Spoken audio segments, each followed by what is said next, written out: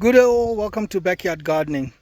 Well, as I always say that you don't need a lot of space to do a lot of things, but that small little space that you do have, you can actually change it to something that you always have something that you can make money out of.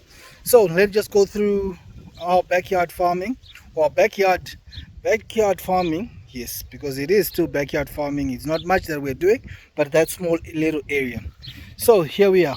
I've planted in here, we have got eggplants. This is something that people do not normally grow, but I actually do enjoy growing it, and I actually do like the taste of aubergines. So these are the aubergines that we have. The cabbages are now all gone.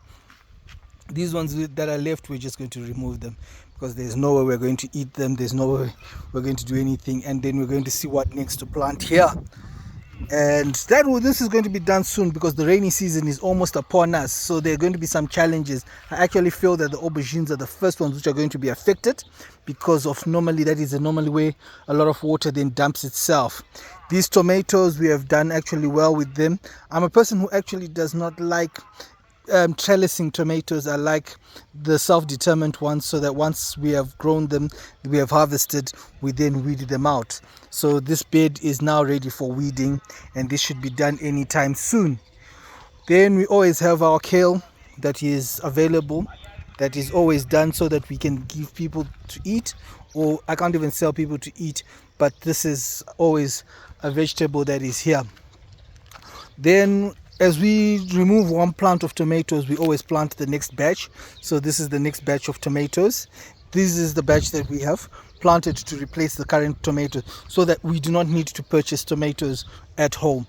Reasons is that it is waste of people. We just don't realize that even having 6 tomatoes is enough for you and your family on a day-to-day basis. So just having a small little portion like this is way more than enough for us. So that is the reason why you end up seeing as if there's a wastage of tomatoes.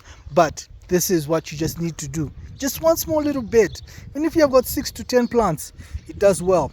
Then again, another bed of vegetables, why we have so many beds of vegetables is that there's a time whereby we spray one, and we actually sometimes prune the kale, so that we always just have good healthy leaves. And when we spray, means that at least you have one bed for that 1 week or 2 weeks, whereby you'll be able to use that to eat that vegetable without it being sprayed. So this is for reasons why we have so many beds. We have got 4 beds, so therefore we spray 2 for 2 weeks, and then we rotate to the other 2 weeks. So 2 will be sprayed, the other 2 will not be sprayed. And remember those onions which I had grown that I wanted to go and planted that in that farm? We still do have them. We have sold one batch on the far end. These ones, we are trying to keep them alive until the rainy season. Why? Because I can then transplant these to the farm in Chegutu, and we can actually say to ourselves we have got onion. So indirectly this is being hardened, whereby we try to, as much as possible, just to pour enough water so that they do not die and at the same time do not bulb. So this is something that we're trying to take care of, or trying to monitor until that time comes. And there is the other 2 beds of vegetables that we do have. And then the other bed, we sold off the onions, and then we obviously planted a few for ourselves. This is for self-consumption. So it's just about doing small little things. You will be always able to find ways of making a profit out of them, and that is very, very important. Then remember, here we had a lot of tomatoes. Those tomatoes were all sold off. We just have a few that are left, and these ones we will know there's nothing really much we can do with them, because there's no way where we really want to plant them, because in the other beds we are not planning to plant more tomatoes.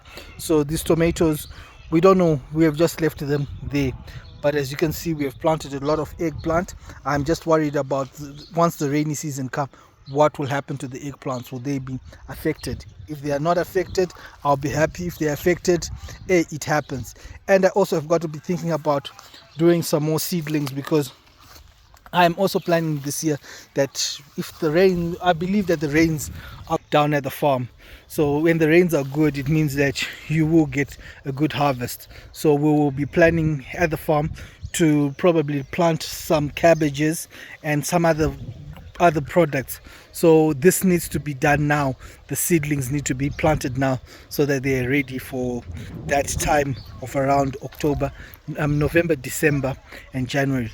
So this is a bit about of the backyard farming. This episode I try to bring you at least once a month so that it does not become boring, but just to show you that there are things that we're doing. It does not need a big area for you to farm. It just needs you a very small area for you to farm, and if you farm in that small little area, you do make money out of it. Thank you very much. Thank you and have a good day.